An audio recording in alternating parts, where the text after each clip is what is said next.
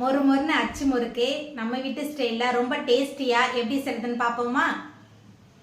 அச்சு முறுக்கு பண்ணுறதுக்கு 2 கப் அளவுக்கு அரிசி மாவு எடுத்திருக்கேன். இது வீட்லேயே ரெடி பண்ண இடியாப்ப மாவு தான். பச்சரிசி மாவு எது வேணாலும் எடுத்துக்கலாம்.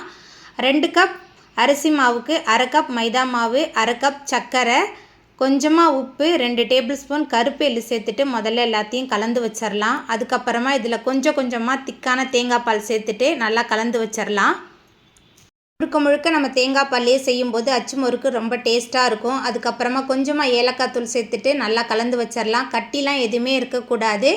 உங்களுக்கு இந்த மாதிரி அடிக்கிறதுக்கு கொஞ்சம் தயக்கமாக இருந்ததுன்னா மிக்சியில் போட்டு எல்லாத்தையும் ஒரு ஓட்டு ஓட்டினீங்கன்னா எல்லாமே கலந்து நல்லா மிக்ஸ் ஆகி வரும். ஒரு கரண்டியை விட்டு பார்க்கும்போது மாவு கரண்டியில் நல்லா ஒட்டி பிடிச்சிருக்கணும். இதுதான் சரியான பக்குவம். அச்சு முறுக்கு பண்ணுறதுக்கு அடுப்பில் கடாய் வச்சு எண்ணெய் சேர்த்துருந்தேன். நம்ம எடுத்து வச்சுருந்த அச்சை அந்த சூடான எண்ணெயில் கொஞ்சம் நேரம் வச்சுருந்தா அச்சு நல்லா சூடாயிரும். அதை நம்ம ரெடி பண்ணியிருந்தா மாவில் நல்லா டிப் பண்ணி அதுக்கப்புறமா எண்ணெயில் போட்டு அடுப்பை மிதமான தணலில் வச்சு பொரித்து எடுத்தால் நம்மளோட அச்சு முறுக்கு ரெடி.